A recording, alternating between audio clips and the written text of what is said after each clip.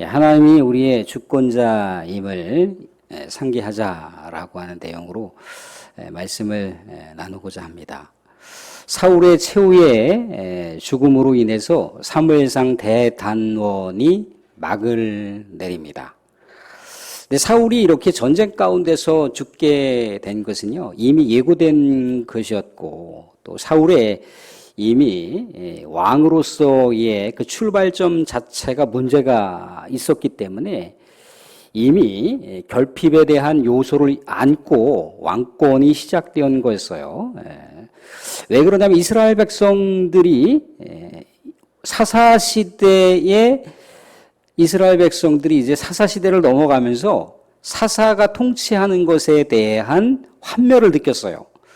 우리도 이방 나라들처럼 왕이 나라를 다스리는 그런 왕정시대를 달라. 그렇게 이제 하나님께 요구를 했다는 겁니다. 이 말씀 한번 찾아보도록 하겠습니다.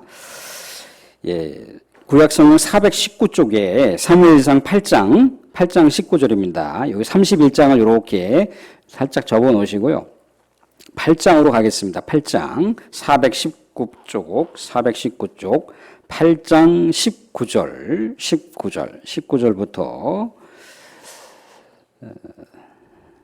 19절부터 20절까지 보시면 19절 20절 찾으셨나요? 구약성경 419쪽에 8장 19절 20절 찾으셨으면 함께 합독하시도록 하겠습니다. 19절 20절 시작. 백성이 사무엘 말 듣기를 거절하여 이르되 아니로소이다. 우리도 우리 왕이 있어야 하리니 우리도 다른 나라들 같이 되어 우리의 왕이 우리를 다스리며 우리 앞에 나가서 우리의 싸움을 싸워야 할 것이니라 하는지라. 아멘. 그러니까 사실 하나님께서는 왕을 세우는 것에 대해서 사무엘 선지자를 통해서 반대를 하셨어요. 너희들이 왕을 세우게 되면 왕을 통해서 온갖 핍박을 당할 것이고 너희들의 자녀가 왕을 섬기게 되는 일이 생길 것이고 너네들이 모든 소유물들을 왕에게 바쳐야 되는 일들이 생길 수도 있다. 그럼에도 불구하고 왕이 너희들을 통치하기를 원하느냐. 그 왕이 부패하면 전적으로 문제가 된다는 얘기를 해주시고 있어요.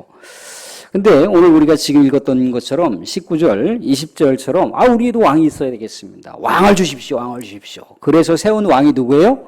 사울 왕이에요. 사울 왕. 그러니까 이스라엘 백성들의 욕망과 욕심이 만들어 놓은 왕이 사울이라는 거죠. 그러니까 사울 왕이 세워질 때부터 이런 태생적인 한계가 있다는 겁니다. 하나님으로부터 출발을 했어야 되는데 백성의 욕망으로부터 출발했던 왕이 사울 왕이에요. 근데 이 사울 왕이 되어서 그 다음부터 하나님의 왕국을 이끌어 갔을 때 가장 중요한 결정적으로 이 국정 전반을 운영할 때 가장 중요한 것은 뭐냐면 신탁을 받아야 되는 거예요. 하나님의 메시지를 통해서 하나님께서 이스라엘의 왕이라고 하는 것. 비록 육신적으로 제도적으로 왕이 있지만 그 왕 위에 하나님이 진짜 왕이라고 하는 걸 고백하면서 하나님께서 이스라엘을 이렇게 다스려라 라고 하는 하나님으로부터 받은 메시지를 가지고 이스라엘을 다스렸어야 된다는 거죠. 그런데 하나님의 신탁을 다 빼버렸어요. 자기의 국정 전반에 대한 내용 가운데 하나님께서 명령하신 건 다 빼놓고 어떻게 했던가요? 사울 왕의 전적인 인간의 뜻만이 반영될 수 있도록 인본의 뜻만이 반영될 수 있도록 했던 그런 국정 운영을 진행을 했다는 거예요. 문제가 되는 거죠. 그리고 사울 왕이 이렇게 왕정 시대를 이렇게 진행해가면서 그래도 하나님께서 강력한 파트너를 하나 주셨잖아요. 그죠? 사울 왕의 한계가 있지만 사울 왕의 한계를 도울 수 있는 강력한 파트너로다가 다윗이라고 하는 그런 용사를 붙여주셨어요. 다윗과 함께 더불어서 하나님의 신탁을 가지고 이스라엘 국정 전반을 운영했다면 아마도 이스라엘의 역사가 굉장한 부국의 나라로다가 성장을 할 수 있었겠죠. 그런데 자신의 어떤 그 시기심, 자신의 어떤 질투심, 적폐청산이라고 하는 미명하에 이 다윗을 내쫓아 버렸어요. 그러니까 다윗이 어떻게 보면 거대한 그 집에 대들보 같은 역할을 했던 다윗인데 대들보 같은 역할을 했던 다윗을 빼버리니까 집안 자체가 휘청휘청하는 거죠. 이런 한계의 상황을 안고 이제 사울이 모든 이스라엘 통치권을 진두지휘했다는 겁니다. 또 외세로부터 뭔가 이렇게 공격이 들어왔을 때 제대로 방어하지 못하는 그런 한계 상황을 안고 있었어요. 그러니까 다윗을 이렇게 내쫓았다 할지라도 이제 민심이 이반되지 않도록 민심을 자꾸만 이렇게 다스리고 이스라엘 백성들에게 하나님의 신앙과 믿음으로 자꾸만 이렇게 인도하고 또 이끄는 그런 역할을 해야 되는 그 위치가 사울 왕인데 자꾸만 하나님의 말씀을 거역하고 자기의 뜻이 반영되도록 그렇게 이스라엘의 통치를 진행하다 보니까 계속해서 문제가 되더라는 거죠. 더욱이 어떻습니까? 사무엘 선지자가 계속해서 무엇인가 옆에서 강력한 직언도 하기도 하고 좋은 조언도 해주기도 해요. 그런데 강력한 그 직언과 조언의 메시지가 비록 자신이 국정 전반을 운영하는 데 있어서 쓰디쓴 약이라 할지라도 그것을 제대로 받아 먹었어야 되거든요. 하나님의 신탁을 이렇게 주는 메신저가 사무엘 선지자잖아요. 그러니까 사무엘 선지자가 이런저런 이야기를 할 때 사울 왕이 그렇습니까? 하나님이 그렇게 말씀하셨습니까? 제가 하나님의 뜻을 잘 몰랐습니다. 하나님의 뜻대로 내가 나의 인생의 궤도를 다시 하나님 쪽으로다가 틀겠습니다. 그러면서 자신의 삶을 자꾸만 이렇게 추스리는 역할을 했어야 되는 거거든요. 근데 그 쓰디쓴 그 메시지가 자기 탓 싫은 거예요. 껄끄러운 거예요. 거북스러운 거예요. 그러니까 필요 없어 그러면서 사무엘 선지자의 메시지도 안 들어요. 그러니까 어떻게 되는 겁니까? 결국 국정 전반 자체가 문제가 생기더라는 거죠. 이미 이스라엘 왕으로서 즉위를 하면서부터 문제가 생기는 거예요. 우리 그 사건 사고 나는 그 건물들이나 그런 어떤 거대한 세월호 같은 것들을 보게 되면은 어떻습니까? 먼저 그 문제가 있는 거잖아요. 그죠? 삼풍백화점이 무너졌을 때 계속해서 신호가 들어졌어요. 감사 보고에 대한 내용들이 너무나 과도하게 이렇게 리모델링을 해서는 안 된다. 그리고 철근 자체가 수량이 10개 들어가야 되는데 7개밖에 집어넣지 않았다며요. 그러니까 지지 기반 자체가 약해지는 거죠. 그리고 여러 감사를 통해서 지금 일주일 동안 이 건물을 폐쇄하고 여러 가지 균열되어 있는 부분들을 보수해야 된다라고 그 감사했던 사람들이 계속 얘기를 했다는 거예요. 옥상에다가 여러 가지 것들을 놓지 말고 그것을 자꾸만 빼버려라. 이렇게 계속해서 무엇인가 그런 건물과 건축에 대해서 충분한 식견이 있는 사람들의 조언이 있었는데도 불구하고 삼풍백화점을 일주일 동안 문을 폐쇄한다고 생각을 해보세요. 엄청나게 손해를 보는 거거든요. 그 손해 보는 것이 너무나 막대하다 보니까 그 손해 보는 것을 감수하기가 싫어서 지금 건물은 붕괴되고 있는데 건물은 무너지고 있는데 계속해서 영업을 운영했던 거예요. 그러니까 그 엄청난 사상자들이 발생을 하는 거죠. 세월호 사건도 마찬가지잖아요. 그죠? 과도하게 개축을 했다 그랬나 증축을 했다 그랬나 그러면서 또 밑에 있는 무게중심 추를 이렇게 어떻게 해갖고 결국 그 많은 그 학생들이 죽게 되는 또 어떻습니까? 또 세월호를 또 이렇게 이끌고 또 거기서 하는 선주들이나 그 선장들이 적절하게 잘 훈련을 받아서 그렇게 세월호가 가라앉을 때 다 구명조끼 입고 바다로 뛰어내려 그랬어야 되는데 그냥 가만히 있어봐 우리가 살려줄게 했다가 그런 상황이 생겨버린 거잖아요. 그죠? 그러니까 지금 이스라엘 백성들을 이끄는 그 선장인 사울이 자기 어떻게 보면 왕권에 대한 한계 상황을 안고 있다면 전적으로 하나님을 신뢰해야 되는 거잖아요. 그죠? 자기의 부족한 영역을 있는 그대로 하나님께 고백하면서 하나님께 이스라엘을 맡겨야 되는 거예요. 그죠? 그런데 그렇게 하지 못했다는 거죠. 그래서 이 지금 블레셋과의 전쟁이 지금 터졌는데 이 전쟁에서 불을 보듯 뻔한 거잖아요. 그 결과는. 더욱이 또 이 블레셋과의 전쟁에서 어떻게 보면 사울이라고 하는 왕은 지도자잖아요. 그죠? 이스라엘 백성들의 이 전쟁 가운데 지도자예요. 지도자가 아무리 두렵고 떨리더라도 어때요? 하나님의 견고한 믿음을 가지고 패하더라도 설령 전쟁터에서 죽는다 할지라도 하나님을 붙들어야 되는 거잖아요. 그죠? 근데 하나님을 안 붙들었어요. 그죠? 전쟁이 예고되는 상황에서 누굴 붙들었던가요? 신접한 여인, 무당을 불러들였어요. 그래서 이 전쟁의 앞날이 어떻게 될 것 같은가? 하나님 그런 거 물어보지 말라 그랬잖아요. 그죠?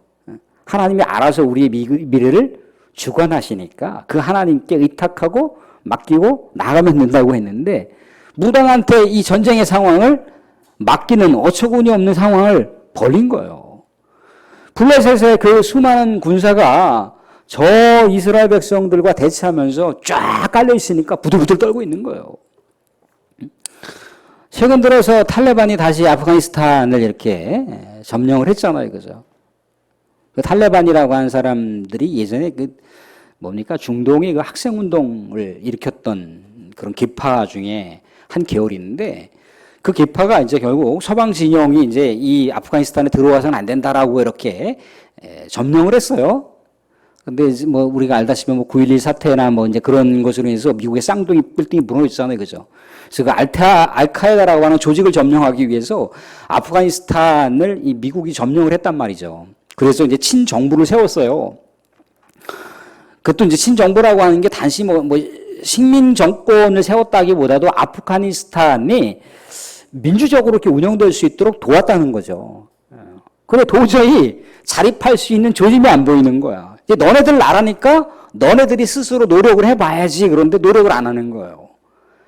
그러니까 이 미국이 얼마나 실리적인 나라입니까? 실용주의 노선을 추구하는 나라다 보니까 이제 뭐예요? 아무리 갖다 막대한 예산을 쏟아부어도 자립할 기미가 안 보이는 거예요.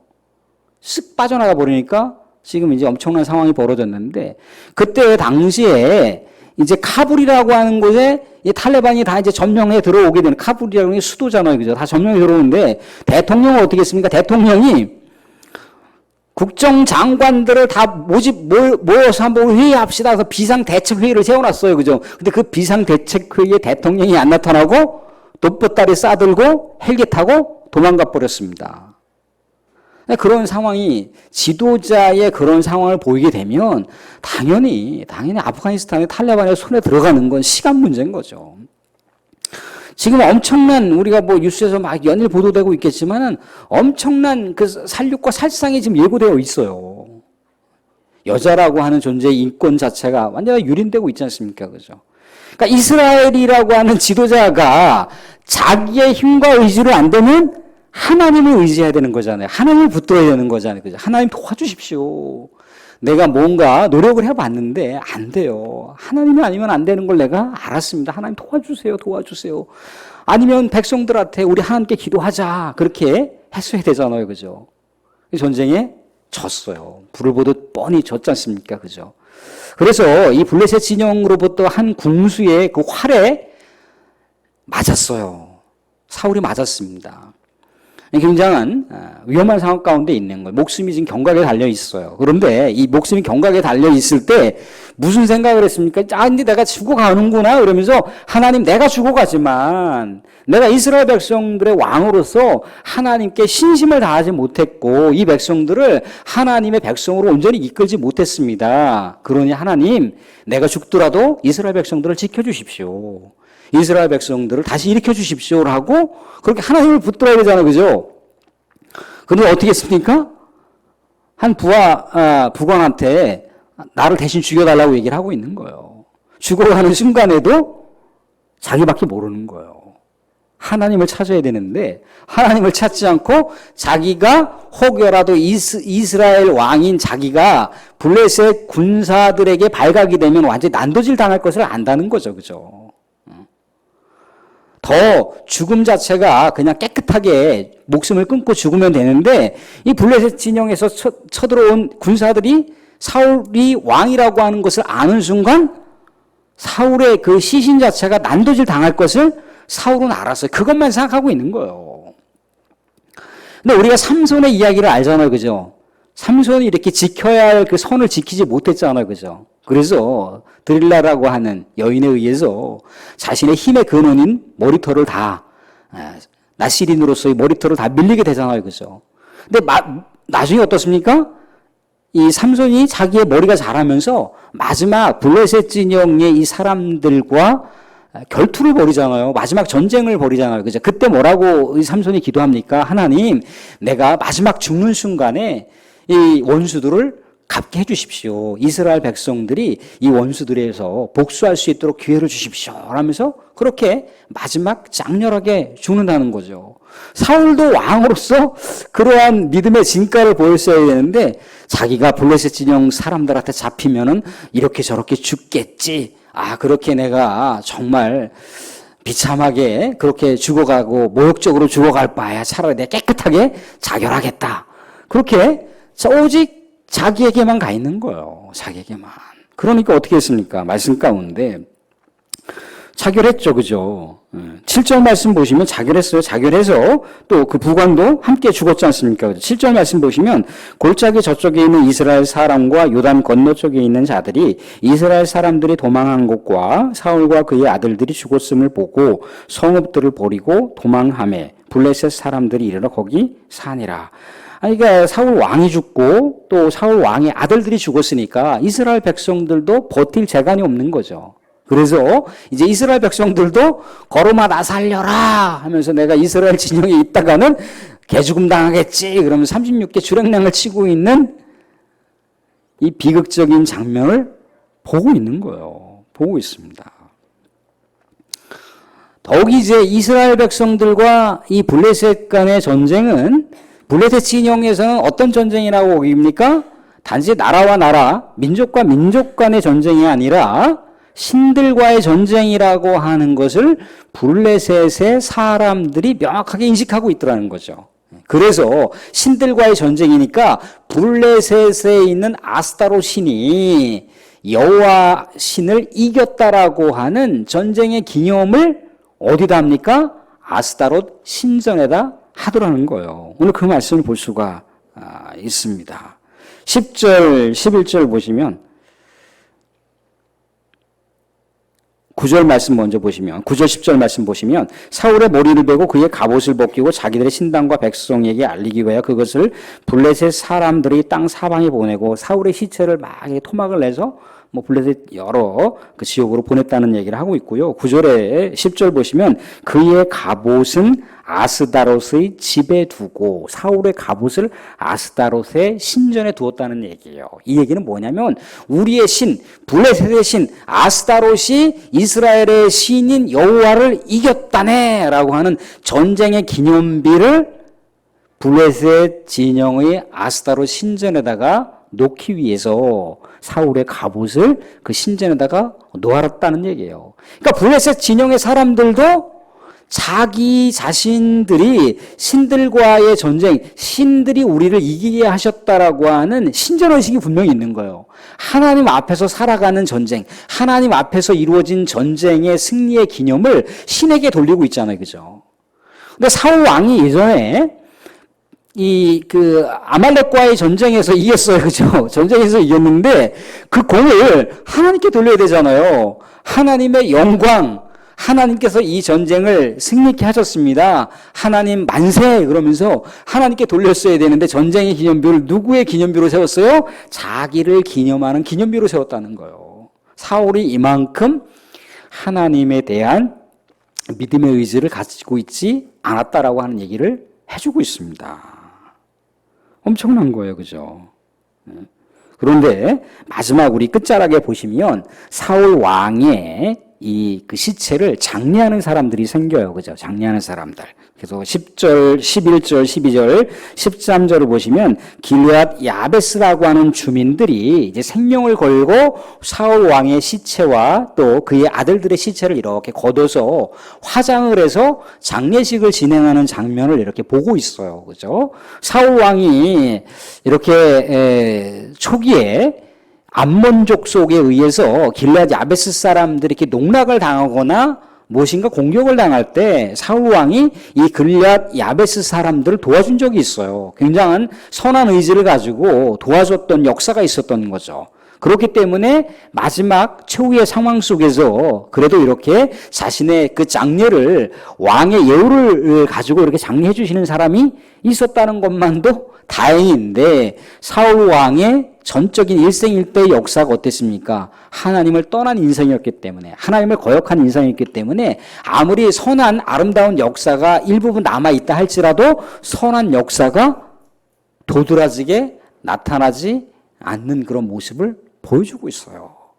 하나님을 떠난 사람의 마지막의 모습, 그리고 일평생 동안 정말 백성들의 그 아픔과 고통과 또 어떻게 하면 이스라엘이 정말 행복한 나라가 될 수 있을까? 거기에 치적을 두고 있는 게 아니라 어디에 치적을 두고 있어요? 자기의 그 밤새도록 악몽으로 떠오르고 있는 다윗 하나를 죽이려고 10년 동안 그냥 내팽개 쳐놓고 그 한 사람만 잡으려고 쫓아다니는 거예요. 그러니까 군사가 조직이 됐겠습니까? 정예 군사가 훈련이 됐겠습니까? 아니면 나라, 국가, 경제가 제대로 이루어졌겠습니까? 제대로 안 이루어졌겠죠. 그죠? 그러니까 나라가 온전한 나라가 될 수가 없는 상황 가운데 있었다라고 하는 것을 판중해 주고 있어요. 사울의 운명이 이렇다는 겁니다. 사랑하는 성도들, 우리는 살리는 것도 하나님이시고 죽이는 것도 하나님이시고 또 화를 당하게 하시는 분도 하나님이시고 복을 내리시는 분도 하나님이세요. 생사화복이 하나님이라고 이해합니다. 우리 인생의 주권은 하나님께 달려 있어요.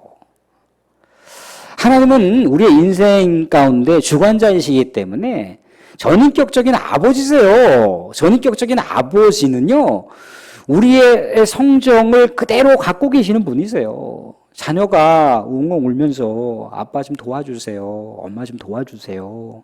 이렇게 해서 내 인생이 너무너무 힘드네요. 라고 했을 때 아비의 마음과 어미의 마음은 무엇인가라도 조그만 것이라도 혹여라도 뭐 물질적인 것이 아니더라도 마음으로라도 는 언제나 자녀들의 그 아픈 삶의 현주소와 함께 부합하려고 함께 동참하려고 하는 것이 아버지의 마음이고 어머니의 마음이잖아요.